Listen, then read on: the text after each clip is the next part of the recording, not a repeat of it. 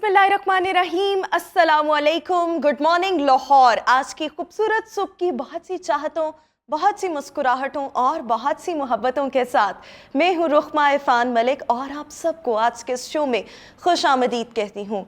ख्वाब हम सबको देखने चाहिए, लेकिन यहाँ पर जिन ख्वाबों का मैं तज़किरा कर रही हूँ वो ख्वाब वो नहीं जो हम रात को देखते हैं, वो ख्वाब जो हम दिन के वक्त देखते हैं और आंखें खुली रख कर देख रहे होते हैं। और ये वो ख्वाब होते हैं जिसमें हमने देखना होता है कि हम आगे चलकर कौन सा गोल जो है उसको अचीव कर सकते हैं, हमारे लाइफ के एम्बिशंस क्या होने चाहिए, हमें किन चीज़ों के बारे में पैशनेट होना चाहिए और ज़िंदगी में क्या करके हमने एक अच्छा मकाम हासिल करना है। तो ऐसी बातों के ख्वाब हम सबको देखने चाहिए। And once you set any kind of dream, उसके बाद आपने उसको ग्रैब करना है, उसके लिए एफर्ट्स करनी है और फिर उसको कहीं नहीं जाने देना। सो ज़िंदगी में खुली आंखों के साथ ऐसे वाले ख्वाब देखना बहुत ज़्यादा ज़रूरी है अपनी सक्सेस के लिए। एनीहाउ, इसी मैसेज के साथ अभी हम शो में आगे बढ़ेंगे और आज देखेंगे कि शहर लाहौर का मौसम कैसा है। वैसे मौसम बहुत तेज़ी के साथ तब्दील हो रहा है। कल भी बहुत ज़्यादा गर्मी थी, आज भी बहुत ज़्यादा गर्मी है और लग नहीं रहा कि अभी हम फरवरी में ही हैं। ऐसे लग रहा है कि अप्रैल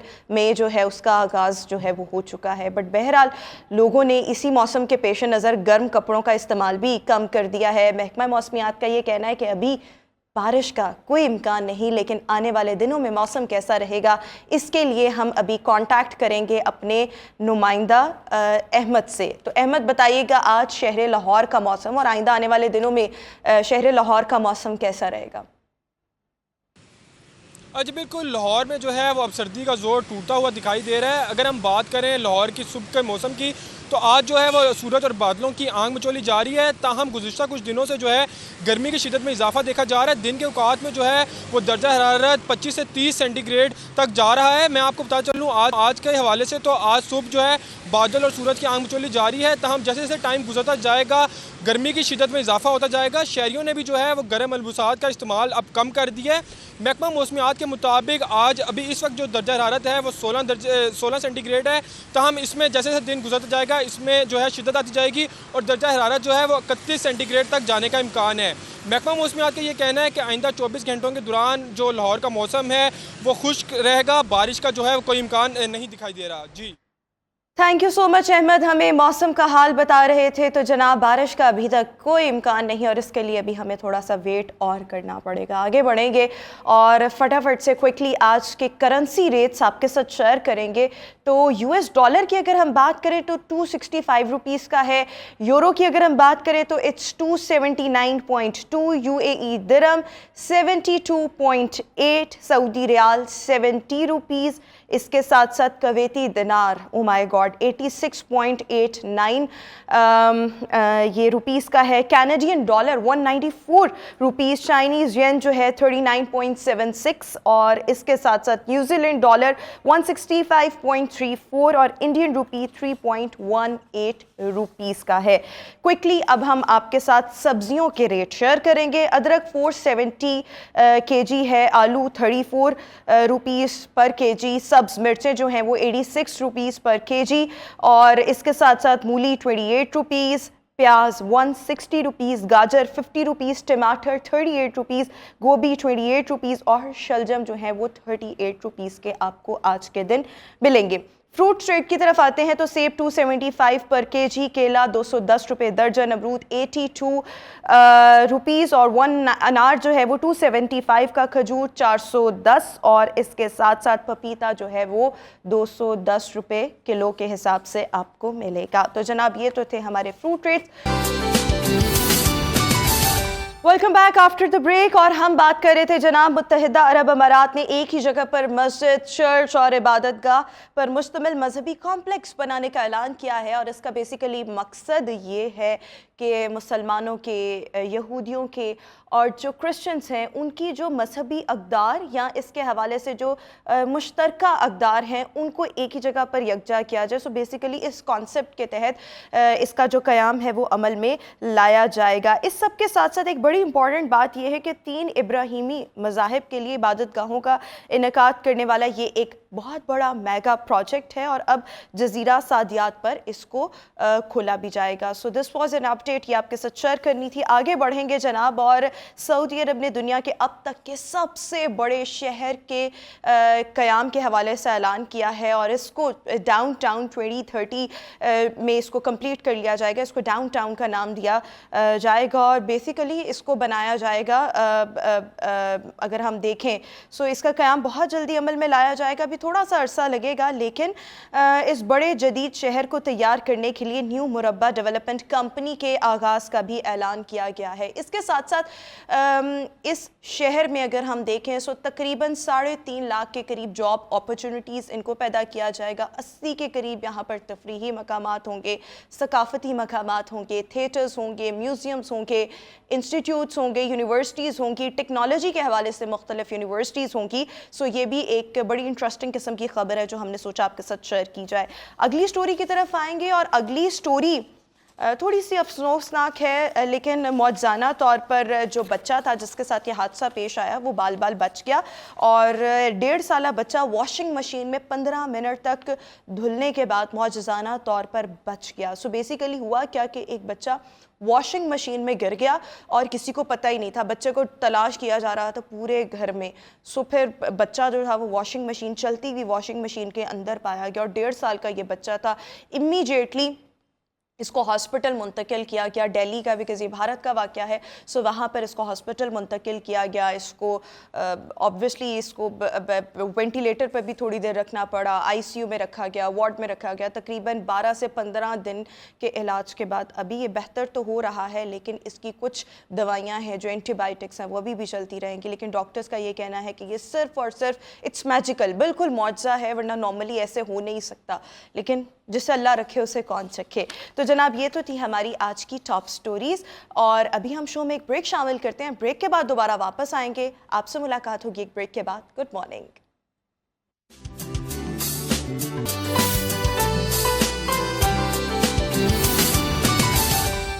ब्रेक के बाद एक बार फिर से हम आपको गुड मॉर्निंग लाहौर में खुश आमदीद कहेंगे, और अभी जो मेहमान शख्सियत हमें शो में ज्वाइन कर चुकी हैं उनके बहुत से तारुफ हैं, लेकिन एक एक करके मैं स्टार्ट करती हूँ। He is a comedian, he is a stand up comedian, actually YouTuber हैं, टीचर हैं, डॉक्टर हैं। सो हमारे साथ डॉक अली के नाम से, वैसे आप इनकी वीडियोस भी देखते होंगे, डॉक्टर अली इश्तियाक हमें इस वक्त शो में ज्वाइन कर चुके हैं। Ali, thank you so much and good morning. लोग आपको डॉक अली के नाम से वैसे ज़्यादा जानते हैं। अच्छा, हमने आपसे मुख्तलिफ मौज़ूआत पर बातें करनी है। एक तो हमने स्टैंड अप कॉमेडी पर भी बात करनी है, लेकिन सबसे पहले एक ज़रा थोड़ा सा संजीदा टॉपिक डिस्कस कर लें, और वो संजीदा इतना भी संजीदा नहीं है, हम लाइटर नोट पर भी जवाब दे सकते हैं। अच्छा, सबसे पहले मैं ये बात करना चाह रही थी कि आप खुद एक डॉक्टर हैं, MBBS की डिग्री आपके पास है, लेकिन ये पॉइंट आपने ही रेस किया कि बहुत से जो नौजवान हैं, क्योंकि यहाँ पाकिस्तान में अपॉर्चुनिटीज़, जॉब अपॉर्चुनिटीज़ इतनी ज़्यादा नहीं है, सो पढ़े लिखे नौजवान हर साल बाहर के ममालिक का रुख कर रहे हैं, और हम बड़े टैलेंटेड जो अपने यंगस्टर्स हैं वो खो रहे हैं। सो इसको बेसिकली हम इस टर्म को क्या कहेंगे, ब्रेन ड्रेन आपने कहा था।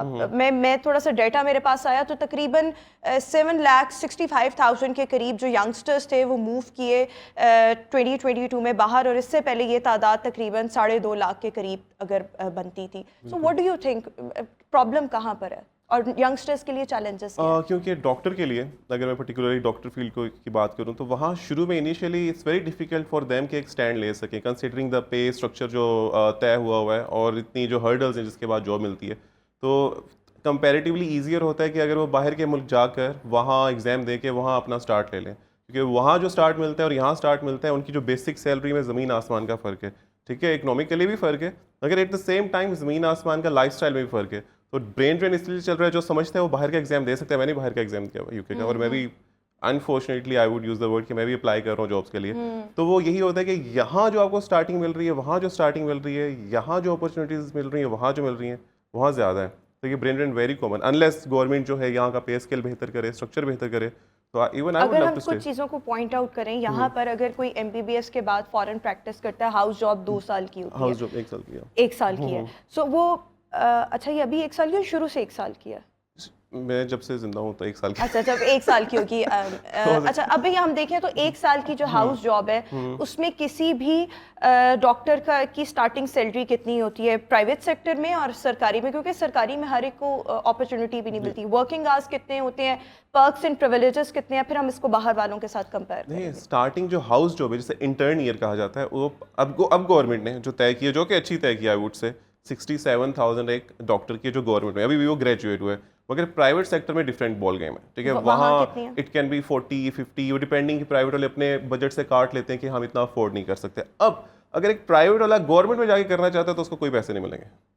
क्यों, ये क्या बात हुई? क्योंकि गवर्नमेंट की सीट्स है ना, वो कहते हैं हम पहले गवर्नमेंट वालों को ही एडजस्ट करेंगे। अगर एक प्राइवेट वाला कहता है मैं गवर्नमेंट में जाके करूंगा हाउस जॉब, तो उसके लिए पैसा नहीं है। वो कहते हैं आप जहां से ग्रेजुएट हुए हैं प्राइवेट्स में वहीं हाउस जॉब करो अपनी, ठीक है। अच्छा, यानी कि अगर आप, क्योंकि हमारे यहाँ पे बहुत से डॉक्टर्स अब प्राइवेट इंस्टीट्यूट से ही पढ़ रहे हैं क्योंकि क्राइटेरिया भी बहुत ज्यादा टफ हो गया, सो उसमें ये हर्डल है और ये अब मैंडेटरी हो गया कि आप अपने वहाँ जहाँ से आपने किया वहाँ से ही आपको उसी के मेडिकल कॉलेज, टीचिंग कॉलेज से आप अपनी हाउस जॉब। अगर आपको पे चाहिए, अगर पे नहीं चाहिए तो आप आ जाएं गवर्नमेंट में। आई थिंक ये एक अच्छा फैसला है इन माय ओपिनियन, क्योंकि इस तरह हर कोई गवर्नमेंट कॉलेज की तरफ नहीं भाग रहा, गवर्नमेंट हॉस्पिटल की तरफ। जो जहाँ से MBBS कर रहा है वहीं से ही फिर वो हाउस जॉब कंटिन्यू कर रहा है। डेफिनेटली गवर्नमेंट में इतनी सीट्स नहीं होंगी ना, मगर उसके बाद सारी गेम स्टार्ट होती है हाउस जॉब के बाद। हाउस जॉब के बाद जो एक मेडिकल ऑफिसर है, जो कि MBBS मेडिकल ऑफिसर है, उसका बेसिक पे स्केल जो कि प्राइवेट दे रहे हैं वो 35,000 45 देते हैं। वो हाउस जॉब में 67 कमा रहा है इंटर्न ईयर में। उसके बाद उसका जब क्यों ये क्या वजह है? ये वजह है कि कोई इसको देख ही नहीं रहा, कोई मेरे ख्याल से कोई ऐसी अथॉरिटी नहीं है जो चेक करे कि एक प्राइवेट हॉस्पिटल, आप यहाँ से बाहर जाके इन्हीं इलाकों में प्राइवेट हॉस्पिटल से पूछ लें कि आप एक आम MBBS डॉक्टर को कितना पे करते हैं, वो कहेंगे 45,000 50,000। और हाउस जॉब में जो इंटर्न ईयर है वहाँ गवर्नमेंट 67,000 पे कर रही है, तो प्राइवेट उससे भी कम हालांकि कर। प्राइवेट वाले तो इतना कमाते हैं, आप उनका एक ICU का एक डॉक्टर जो ICU में ही काम कर रहा होता है, मेडिकल ऑफिसर, वहाँ का पर डे 60-70,000 होता है और वो पूरे महीने के उसको 50,000 दे रहे होते हैं, यानी पर डे जो ठहर रहा है वहाँ पे। और अगर हम बाहर UK से ही चलें, कंपेयर कर लें या बाहर के ममालिक से, जैसे UK के लिए जो पहली जो इनिशियल स्टार्टिंग पे है, ठीक है, इकोनॉमिकली डिफरेंसेस हैं, आप वो बाहर का मुल्क है, ये वो, वहाँ 2800 पाउंड होती है। अब मुझे बताएं यहाँ पाकिस्तानी ऑलमोस्ट, अब तो 312 का था पाउंड लास्ट टाइम, तो 312 देख लें, ऑलमोस्ट 9 लाख के करीब तो बात जा रही है ना। यानी स्टार्टिंग जब ये हम मेडिकल ऑफिसर हाँ, एक आम SHO, वो भी सीनियर हाउस ऑफिसर के एक तरह से अभी वो इंटर्न ईयर के बाद आ रहा है, ठीक है। तो वो फिर कितना फर्क है उसमें से, अगर उसका चले 1000-2000 पाउंड भी अगर वहाँ लग जाता है तो 1000 पाउंड भी वो सेव कर रहा है, तो 3 लाख 3.5 लाख तो वो सेव कर रहा है ना per month, as compare to यहाँ जहाँ वो 50,000 रुपया ले रहे हैं और डेट में जा रहे हैं उल्टा। बिल्कुल ठीक हो गया। सो हमें क्या करने की ज़रूरत है, या हमारी हुकूमतों को, या अभी मतलब सूबाई and also the federal government, उनका क्या रोल हो सकता है, किस तरीके से चीज़ों को बेहतर किया जा सकता है ताकि हमारा जो सरमाया है, क्योंकि यंगस्टर्स किसी भी कौम का सरमाया होते हैं, वो पाकिस्तान में ही रहें, यहाँ पर ही इनको अपॉर्चुनिटीज़ प्रोवाइड की जाए। बिल्कुल, बात बिल्कुल ठीक है। देखें, यहाँ पहली बात ये है कि गवर्नमेंट का पे scale is different than private, ये भी मैं क्लियर करूँ। गवर्नमेंट, आप अगर गवर्नमेंट डॉक्टर में लग जाए तो इट्स 110K था, 1,10,000 तक पे करते हैं, मगर वहाँ सीट्स बहुत कम है, तो वहाँ नहीं मिलती जॉब अमूमन। और पर्क्स क्या होते हैं गवर्नमेंट में? पर्क्स तो कुछ भी नहीं होते, बस पे ही है। और नहीं, मतलब आपको कोई सहूलतें वगैरह किसी किस्म की भी नहीं है? कुछ भी नहीं है। अच्छा, चलिए, इससे सैलरी आपको मिल रही है? सैलरी कोई नहीं है कि आपको फ्यूल एडजस्टमेंट मिल रही है, आपको गाड़ी घर इस तरह कोई नहीं। और कैबिन मिलना चाहिए मेरे ख्याल से, मेरा स्टाफ नहीं, आई डोंट नो मिलना चाहिए नहीं मिलना चाहिए, गवर्नमेंट नोज बेटर, मगर कुछ नहीं मिल रहा होता साथ, कोई वेलबिंग लीव इस तरह कुछ भी नहीं हो रहा होता, ठीक है ना। बस आपको इतनी पे दे रहे हैं। ड्यूटी कितने देर की होती है? वो ड्यूटी होती है 30 आवर्स आई वुड से पर वीक, 36 या 30 आवर्स, ठीक है। मगर वो सारों को मिलती नहीं है ना, वो तो अवेलेबल ही नहीं है, सीट्स ही नहीं है इतनी। और जब हम प्राइवेट सेक्टर प्राइवेट में जंप देंगे वो 50,000 में जंप आ जाता है, 50,000 की बात। और बाहर के ममालिक में आपने बताया कि इतना ह्यूज डिफरेंस है, तो दैट इज व्हाई। और फिर करने की क्या जरूरत है, इनको थोड़ा सा रिवाइज किया जाए, रिवाइज किया जाए, ये देखा जाए कोई अथॉरिटी हो जो देखे प्राइवेट वाले इतना क्यों दे रहे हैं।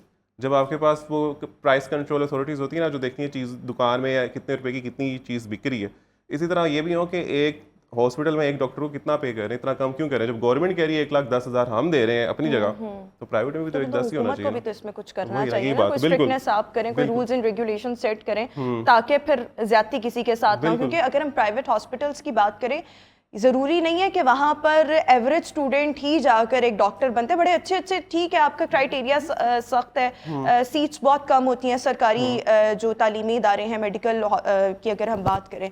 सो जब वो वहाँ जा रहे हैं और इतना पैसा स्पेंड करके डॉक्टर बन रहे हैं, so what they are getting out of that, सिर्फ एक 50,000 जिसकी आजकल के ज़माने में तो कोई वैल्यू ही नहीं है। सो ये चीज़ों को बेहतर होने की ज़रूरत है। आपका भी बाहर जाने का इरादा है, सो इन्हीं चैलेंजेस की वजह से?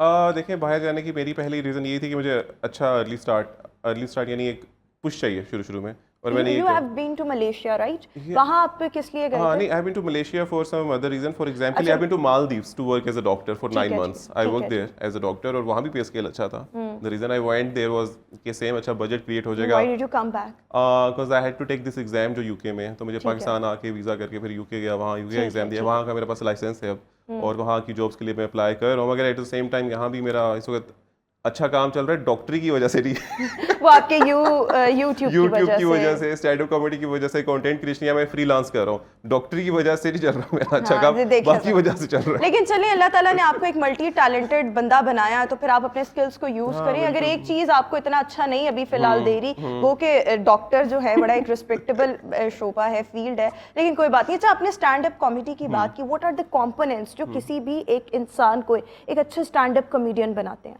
What do you think? सबसे पहले तो आपकी ऑब्जर्वेशन अच्छी होनी चाहिए. आप कहीं भी जा रहे हो, आपको ऑब्जर्व करना चाहिए, क्योंकि आपने हर स्टोरी को दूसरे पर्सपेक्टिव से देखना होता है, और उसमें क्योंकि ऑब्जर्वेशन अच्छी है, ऑटोमेटिकली आप फिर उस चीज़ को एक फ़नी वे से भी देख सकते हो.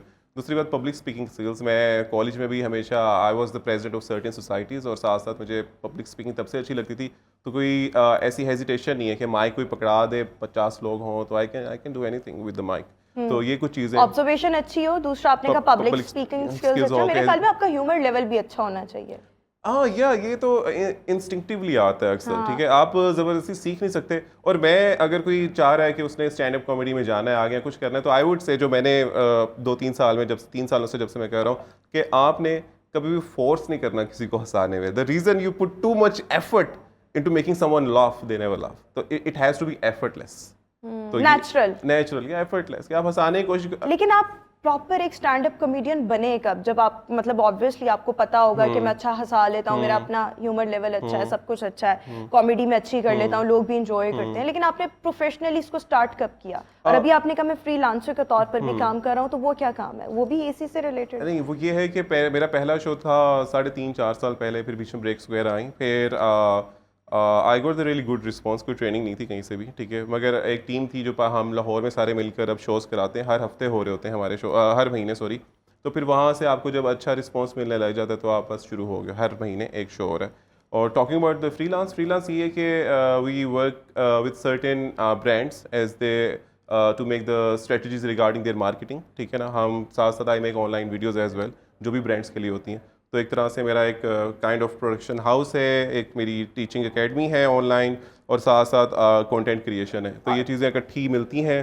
टीचिंग एकेडमी में आप क्या पढ़ा रहे हैं? जो MBBS से ग्रेजुएट हो चुके, MBBS कर चुके हैं बच्चे, उनके आगे जो एग्जाम्स देने होते हैं, जो मैंने पास किए हैं, तो हमारे ट्यूटर हैं, हमारे मॉडरेटर्स हैं, तो हम मिलकर फिर उन्हें वो एग्ज़ाम और वो सब कुछ पढ़ा रहे हैं एट उन रेट्स में जो कि कंपैरेटिवली मार्केट में कम है. क्योंकि मैंने देखा पहले एक्सप्लॉयटेशन बहुत ज़्यादा थी, कि बस जो लोग मुंह मांगे दाम मांग रहे थे. तो me being one of the victims, जिससे मुंह मांगे दाम मांगे गए थे, जब उसने भी एग्जाम्स की तैयारी कर रही थी, तो I came up with the idea कि लेट्स स्टार्ट अ प्लेटफॉर्म जो कि एक्सप्लॉइट ना करे जो नए डॉक्टर्स बने, कंसीडरिंग उनकी पे भी इतनी कम होती है, तो हम उनको क्यों लूटे इतने ज़्यादा. ये आपने वैसे अच्छे मकसद के तहत ये चीज़ें बिल्कुल की हैं. मेरे ख्याल में इससे आपको भी फ़ायदा हो रहा होगा, ऑब्वियसली आपके पास ज़्यादा स्टूडेंट्स आ रहे होंगे इसी वजह से. अच्छा, अभी हम स्टैंड अप कॉमेडी की बात कर रहे हैं, तो आजकल बहुत से लोग इसमें हैं, सो आपकी क्रिएटिविटी बहुत मैटर करती है, आपका काम किसी और से मुख्तलिफ हो. सो एक क्रिएटिव मोनोलॉग बनाने के लिए क्या क्या चीज़ें बहुत ज़्यादा ज़रूरी हैं? Apart from this, what is more important, the topic, the delivery style? मतलब I am talking about the delivery, जो स्पीकिंग स्किल्स आपके होते हैं, वो वाला. सो वो क्या चीज़ें जो हैं वो ज़्यादा मैटर कर रही होती हैं, और फिर आपकी चीज़ें बाकियों से हट कर हो, मुख्तलिफ हो? अब एक बात बहुत ज़रूरी है जो आपने कहा है कि आपकी जो कमांड होना चाहिए over your tone, over your voice, it should be very nice. ठीक है, आपने डिलीवरी स्टाइल की बात की, बिल्कुल, कि आप एक सिंपल चीज़ को भी अच्छे वे से डिलीवर कर दो, उस वे से कर दो, तो it can be funny as well. तो सबसे पहली चीज़ तो ये भी एक बहुत कंपोनेंट्स में आ जाती है कि बहुत ज़रूरी है कि आपका डिलीवरी स्टाइल अच्छा हो. बात अंदाज़े बयां बदल देता है बात को. आपका डिलीवरी स्टाइल जो है ना वो बहुत फास्ट है, मैंने कुछ वीडियोस आपकी देखी हैं. It's very different in stand up comedy.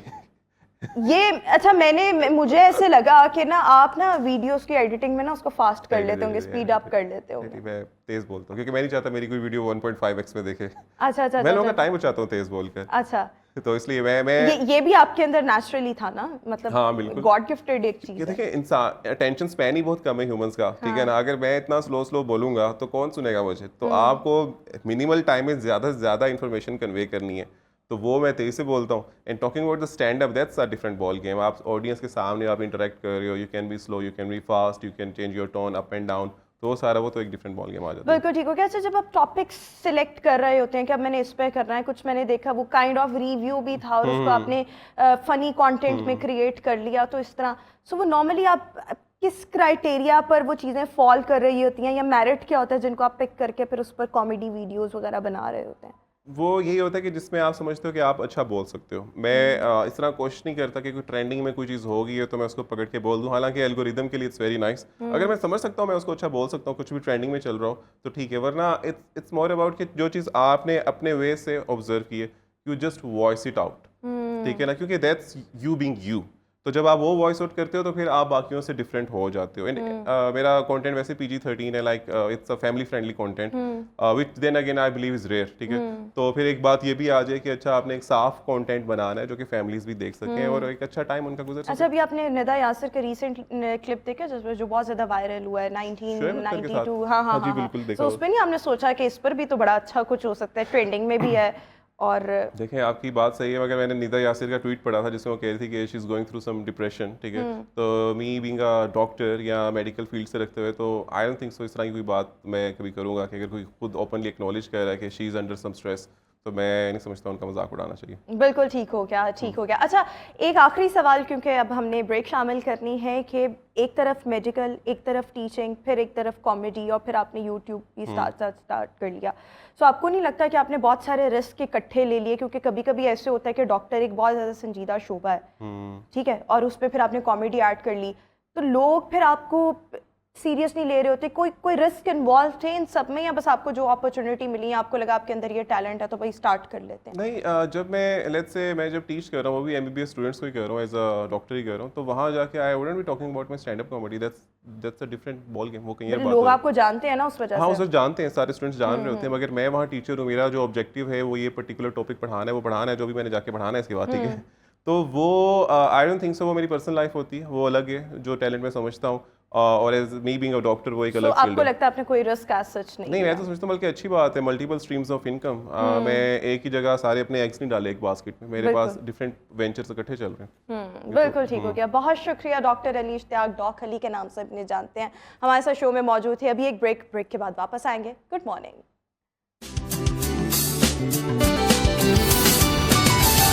Welcome back after the break. और अच्छी नींद की बात की जाए तो अच्छी नींद किसी भी इंसान की ज़हनी और जिस्मानी सेहत के लिए बहुत ज़्यादा ज़रूरी है, लेकिन ये नहीं कि मतलब आप दिन के औकात में सो रहे हैं। जो रात की नींद होती है उसकी अपनी एक इम्पॉर्टेंस है, और आप दिन में जितनी मर्ज़ी नींद ले लें, नैप ले लें, लेकिन जो रात की नींद है उसके जो फ़ायदे हैं, उसकी जो अहमियत है, उसका ऑल्टरनेटिव दिन की नींद या किसी और वक्त में ली गई जो नैप है उसका ऑल्टरनेटिव कोई नहीं हो सकता। 7 से 8 घंटे की नींद रात के वक्त जो है वो बहुत ज़्यादा ज़रूरी है अगर आप चाहते हैं कि आपका जिस्म अच्छे तरीके से फंक्शन करता रहे, और इसके साथ साथ अगर आपकी जहनी सेहत उसको भी अच्छा रखना चाहते हैं। तो छोटी छोटी टिप्स हैं जिन पर अमल करना पड़ता है साउंड स्लीप के लिए, जो कि रात की नींद के लिए बहुत ज़रूरी है। अच्छा, योगा जो है इसमें मुख्तलिफ ऐसी टेक्निक्स हैं जिससे आप अपनी रात की नींद को बेहतर कर सकते हैं। अक्सर लोगों से हमें ये शिकायत सुनने को मिलती है कि रात को नींद नहीं आती, या नींद बार बार खुलती है, या पुरसकून नींद नहीं होती, और नींद में भी उनका जो दिमाग है वो जाग रहा होता है और वो सोच रहे होते हैं जो उनकी पूरे दिन की एक्टिविटीज़ होती हैं। सो ये मुख्तलिफ चीज़ें हैं, इनको ओवरकम करना भी बहुत ज़्यादा ज़रूरी हो जाता है टाइम्स। सो योगा इन तमाम चीज़ों के लिए कैसे कारआमद है, इस पर अभी हम बात करेंगे। हमारे साथ योगा एक्सपर्ट डॉक्टर इफ्तिखार हमें शो में ज्वाइन करें, और मुझे बस अभी भी पता लगा कि लाहौर कलंदर्स की टीम को भी योगा कराते हैं, तो दोनों चीज़ों पर बात कर रहे होंगे। डॉक्टर साहब, thank you so much and good morning. So जब हम साउंड स्लीप की बात करते हैं तो बहुत ज़्यादा ज़रूरी है रात के वक्त स्पेशली 7 से 8 घंटों की नींद जहनी सेहत के लिए और जिस्मानी सेहत की फंक्शनिंग के लिए किस हद तक ज़रूरी है? बहुत औज़ुबिल्लाहि मिनश शैतानिर रजीम, बिस्मिल्लाहिर रहमानिर रहीम। अस्सलाम वालेकुम पाकिस्तान।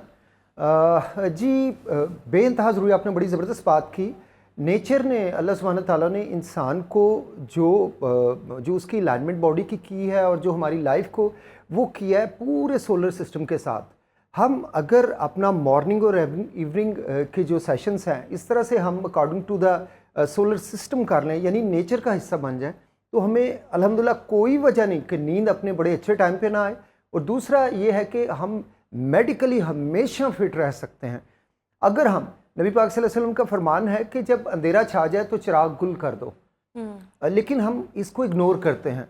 आपको एक मैं बड़ी इंटरेस्टिंग बात बता देता हूँ कि अल्लाह सुब्हान ताला, देखिए जैसे आप हॉस्पिटल जाते हैं, डॉक्टर का टाइम होता है कि जी डॉक्टर ने सुबह 9 बजे से लेके 1 बजे तक बैठना है, तो आप अगर 2-3 बजे पहुँचेंगे डॉक्टर के पास तो डॉक्टर नहीं होगा वहाँ पे, कोई इलाज नहीं कर सकेगा।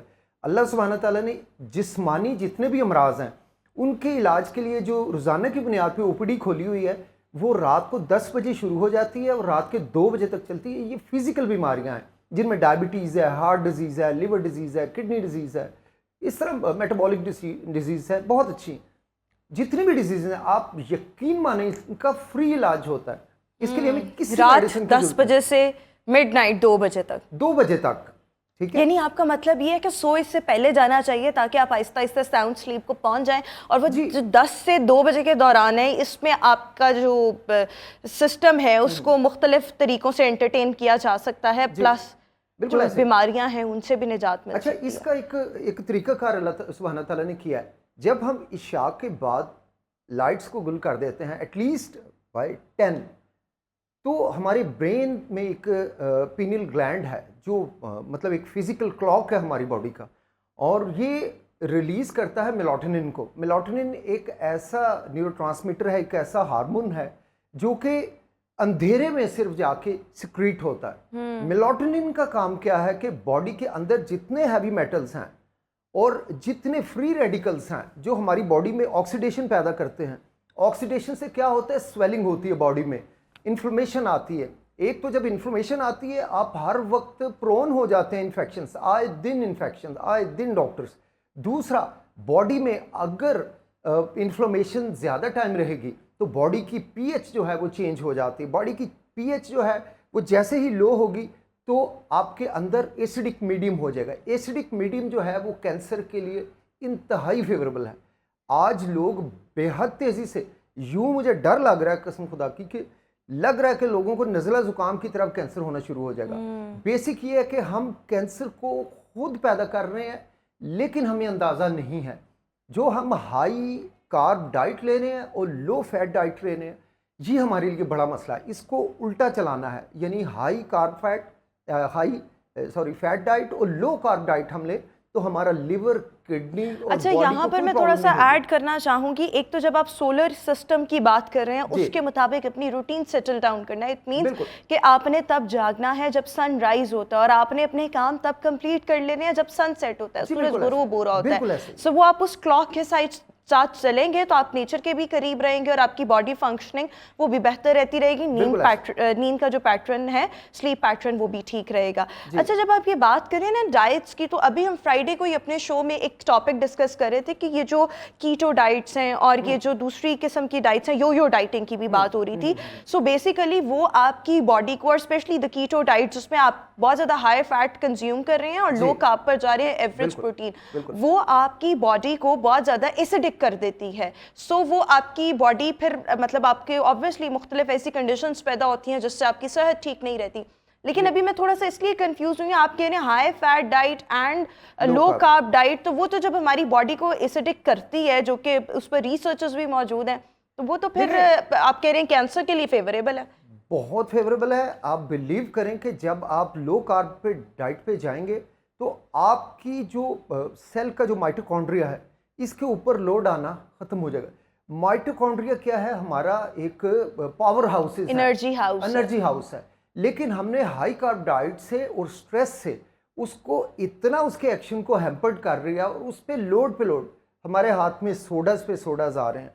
हम डोनट, पिज़्ज़ा, बर्गर और इस किस्म की हाई कार्ब डाइट की तरफ जाना शुरू हो गए कि इसमें, क्योंकि वो कहते हैं ना जो दिखता है वो बिकता है। कमर्शियल फोर्सेस पूरी दुनिया में डिसाइड कर रही हैं कि हमने क्या खाना है। वो इतना ज़्यादा मीडिया के जरिए आपके सामने आते हैं कि आप ना चाहते हुए भी उसका हिस्सा बन जाते हैं। तो इससे हमें तवज्जो हटानी पड़ेगी, हमें नेचर की तरफ वापस आना पड़ेगा। आप बिलीव करें कि नेचर में जितने भी एनिमल्स हैं और जितने भी बर्ड्स हैं, आप देखें जैसे ही अंधेरा होता है चिड़ियाँ जो है चहचहाना और बंद कर देती हैं, तमाम अपने जानवर घोंसलों में जो चली हैं जाती हैं। वो वार्निंग देना शुरू कर देते हैं कि आप अगर जू में हैं तो वो चले जाएं आप जू से। But what we need to do to enjoy sound sleep at night, क्या करें इसके लिए हम? बेहतरीन- एक तो to stay connected to the nature, to stay सबसे क्लोजर टू best द है, नेचर, ठीक है। एंड व्हाट एल्स, और उसके लिए क्या करना है? थोड़ा सा पैटर्न भी बताएं ना, फिर हम योगा की तरफ भी हाँ, आते हैं। मैं आपको इसमें योगा का भी पैटर्न बताऊंगा जिससे नींद आपको बड़ी शानदार आ जाएगी। लेकिन इससे पहले आपने क्या करना है, अगर आप मगरिब सनसेट से जस्ट पहले या फौरन बाद आप अपना डिनर कर लें, यानी आप before going to bed 4 hours आप अपने स्टमक को एम्प्टी कर दें। उस दौरान आपने बिल्कुल एक फांक भी नहीं लेनी, एक खजूर भी नहीं खानी जो आपने डिनर ले लिया। इसके बाद आप 10 बजे बाय ऑल मीन्स आप सो जाएं। ठीक है। 10 बजे आप सोएं तो मैंने बताया था 10 बजे से 2 बजे तक फिजिकल तमाम बीमारियों का मुफ्त इलाज हो जाएगा। आपको किसी डॉक्टर के सामने दरबदर नहीं होना पड़ेगा, बेतहाशा महंगे टेस्ट, बेतहाशा साइड इफेक्ट वाली बुरी बुरी मेडिसिन नहीं जानी पड़ेंगी। ठीक है, आप बुढ़ापे की खराब उम्र की तरफ भी नहीं बढ़ेंगे। एजिंग प्रोसेस जो है उसको भी हम स्लो हो जाएगा, स्लो कर सकते बिल्कुल हैं। स्लो हो जाएगा। अच्छा, जबरदस्त। ये अमेजिंग बात है। अब मैं आना चाहता हूं उन लोगों की तरफ, चूंकि हमने ब्रेन को वाइड कर लिया है। एक टर्म होती है न्यूरोप्लास्टिसिटी, हम ब्रेन को जैसे वाइड कर देते हैं ना, वैसे ही हमारा ब्रेन वाइड होके हमें वैसे ही सिग्नल देना शुरू कर देता है।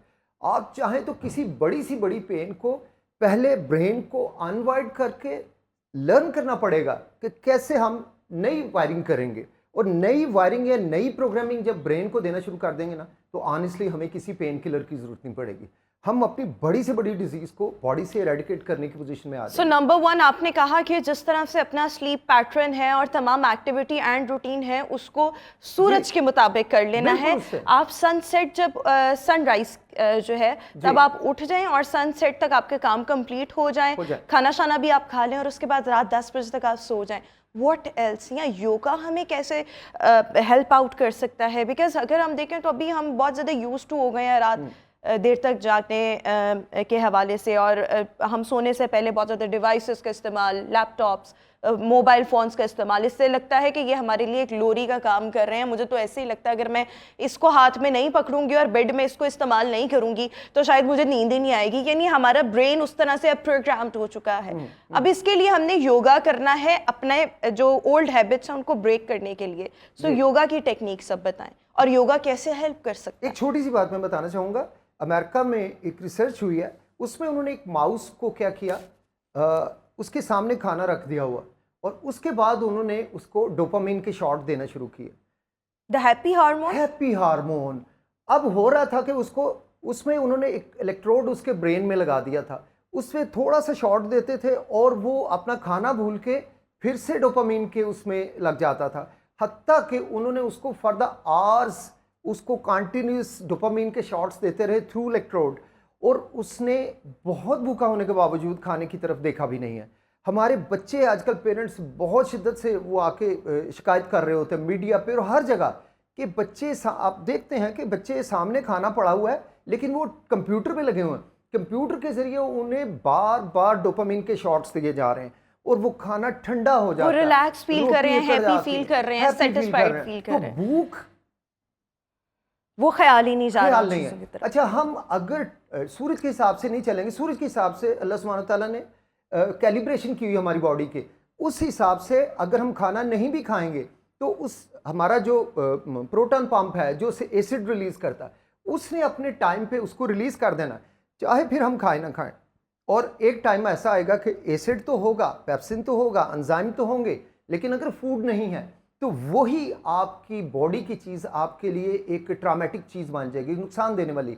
खाली पेट आपको जलन, हार्ट बर्न होना शुरू हो जाएगा। अगर फिर भी आप अपनी आदत को नहीं छोड़ेंगे तो आस्ता आस्ता आपकी प्रोटेक्टिव लेयर जो है वो वैनिश होनी शुरू हो जाएगी और एक दिन आ जाएगा आपको पेन होनी शुरू हो जाएगी स्टमक में, बर्निंग होनी शुरू हो जाएगी और आप मेडिसिन लेना शुरू कर देंगे। यकीन जाने हम खुद बीमारी पैदा करते हैं, खुद बीमारी पैदा करते हैं, हम खुद इसको ठीक कर सकते हैं। सिंपली आप ये करें, जैसे मैंने नींद का चूंकि आपने टॉपिक छेड़ा, तो शाम हो मगरिब से जस्ट पहले या फौरन बाद आप खाना खा लें, इसके बाद आपने खाना कुछ नहीं है।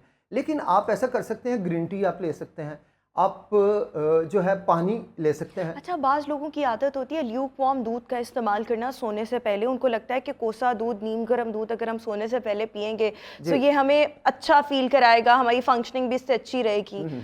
तो और स्पेशली ये बच्चों को बहुत ज़्यादा दिया जाता है रात सोने से पहले, सुबह स्कूल जाने से पहले।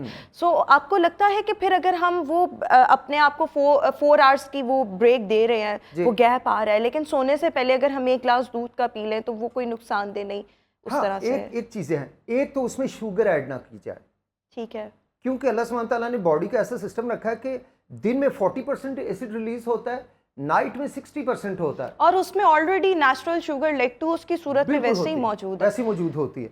अच्छा, अब अहम बात यह है कि उसमें एक कोई उसकी क्रीम ना हो उसमें, जैसे मलाई लोग बीच Low में fat टेस्ट के लिए milk ना? डालते हैं। अच्छा, अब वो स्किम टाइप मिल्क बन जाएगा Skim जिसको milk। आपने पीना है, उसमें उसको बहुत ब्लेसिंग वाला करना है ना, तो उसमें आप ऐसा करें कि 1 छोटी चम्मच टर्मरिक, हल्दी उसमें मिला लें, to make it a golden milk.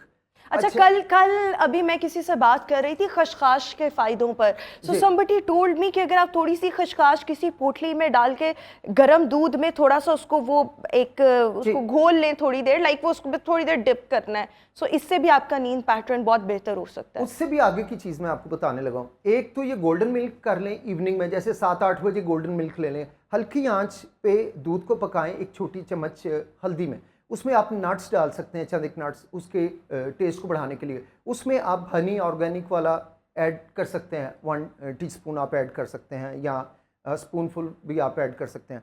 लेकिन अगर अच्छा, इससे क्या होगा, बॉडी के अंदर इन्फ्लेमेशन के लेवल डाउन होते हैं। जो हमारी टर्मरिक है इसमें करक्यूमिन होती है, करक्यूमिन जो है वो पेन्स का नेचुरल ट्रीटमेंट है। अब बहुत से बंदे जब लेटने लगते हैं ना, तो नी की पेन या स्पाइन की पेन उनको बेकरार रखती है, तो जो ये गोल्डन मिल्क है इससे वो पेन में भी उनको आसानी हो जाएगी। अच्छा, एक और चीज़, because we are short of time, मैं चाहूँगी अब हम ज़रा कंक्लूड करें अपनी कॉन्वर्सेशन को। सो नींद से पहले क्या नहीं करना? एक तो आपने खाना बता दिया, मोबाइल्स वगैरह के हवाले से आप क्या कहना चाहेंगे? अपार्ट फ्रॉम दिस, योगा की कुछ क्विक टेक्निक्स बता दें जो हमने फॉलो करनी है ताकि हम अपनी नींद के पैटर्न को इम्प्रूव कर सकें। बता दे तो मैं। अच्छा, एक काम सोने से पहले आपने ये करना है, कम से कम 1 से 1 घंटे के करीब चिया सीड के अंदर ट्रिप्टोफैन है। ट्रिप्टोफैन जो है जब बॉडी के अंदर जाती है तो ये सेरोटोनिन में कन्वर्ट हो जाती है। सेरोटोनिन जो है वो मेलाटोनिन में कन्वर्ट हो जाता है, जो कि स्लीप इंड्यूसिंग हार्मोन है। सेरोटोनिन कौन सा वाला हार्मोन है? डोपामिन तो हैप्पी हार्मोन है, सेरोटोनिन ये सेटिस्फेक्शन वाला है। ये सेटिस्फेक्शन वाला है, ये भी खुशी और सेटिस्फेक्शन देता है आपको। और सेरोटोनिन अल्टीमेटली मेलाटोनिन में कन्वर्ट हो जाता है जब आप चिया सीड लेंगे। चिया सीड्स को बहुत से लोग तुख्म मलंगों के साथ कंफ्यूज कर देते हैं, दोनों सेपरेट हैं, बट हम उसको ले सकते हैं, तुख्म मलंगों का इस्तेमाल कर सकते हैं। तुख्म आप मॉर्निंग में ले सकते हैं, तुख्म बालंगू जिसे कहते हैं, या वो है बेजल सीड, उसे मॉर्निंग में ले लें। 1 टेबलस्पून आप नीम गर्म पानी में डालें। चिया सीड्स को उर्दू में क्या कहेंगे? तुख्मे रेहान कहते हैं इसको, तुख्मे रेहान चिया सीड्स। और ये हल्का सा ग्रीनिश होता है और राउंड शेप में होता है, गोल गोल छोटे छोटे बॉल्स होते हैं। वैसे हमें आम पंसार वगैरह की शॉप से अच्छी पंसार की शॉप से मिल जाता है, लेकिन आजकल जितने भी डिपार्टमेंटल स्टोर हैं आपको ये पैकिंग में मिल जाएगा। आप जाएं उस सेक्शन में तो चिया सीड बड़ा बड़ा लिखा होता है। इसको आप सोने से 1 घंटा पहले आप इसको पानी में 1 टेबलस्पून डाल दें। ये जो है ये पानी को एब्जॉर्ब करना शुरू करता है, और बेजल सीड की तरह तो घंटा पहले एब्जॉर्ब करना, सोने से पहले आपने पी लेना है। अच्छा, वो पानी उसमें आप 1 टीस्पून चाहें तो आप उसमें हनी डाल सकती हैं, आप उसमें 1/2 to 1 लेमन भी डाल सकते हैं, to make it more palatable और मोर टेस्टी।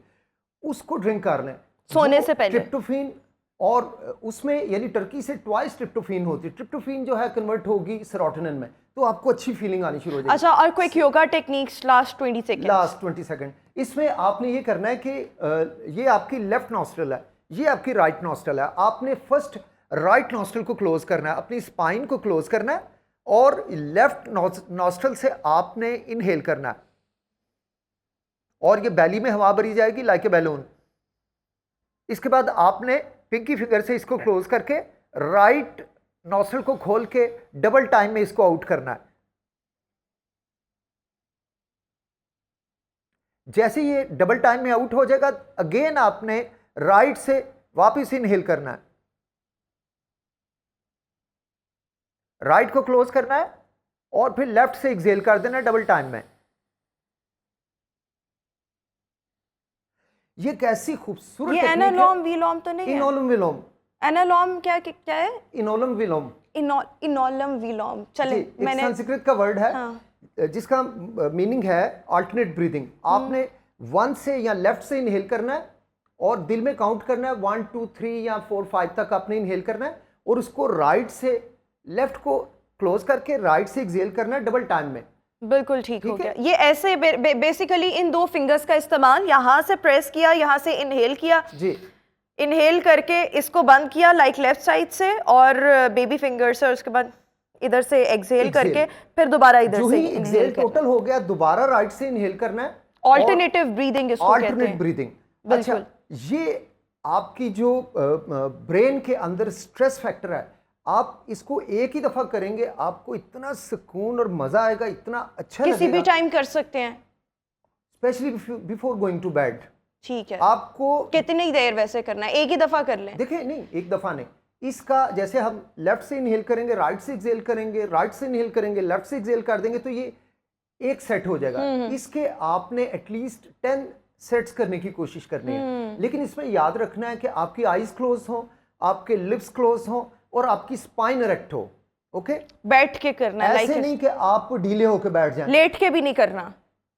अगर कोई पेशेंट बेड रिडन है तो वो लेट के कर ले। अदरवाइज आपने बैठ के बिल्कुल Otherwise स्ट्रेट आपने- बैक रख के जी। और फिर करना है। हिप को टच करना है दीवार से या बेड की टेक से और जेंटली सा आपने शोल्डर की बैक को भी टच कर लेना है, स्पाइन स्ट्रेट करनी है और आपने इसको आईज क्लोज करके लिप्स क्लोज बिल्कुल ठीक हो गया। Thank you so much doctor Iftikhar हमारे साथ मौजूद थे। बड़ी बातें रहती हैं लेकिन इंशाल्लाह फिर दोबारा दावत देंगे क्योंकि अभी हमें ब्रेक का कहा जा रहा है। Thank you so much doctor साहब, शुक्रिया, thank you very बहुत much। शुक्रिया आपका भी। और जज़ाक सभी हम शो में ब्रेक शामिल करेंगे। ब्रेक के बाद आपसे मुलाकात। अल्लाह हाफ़िज़।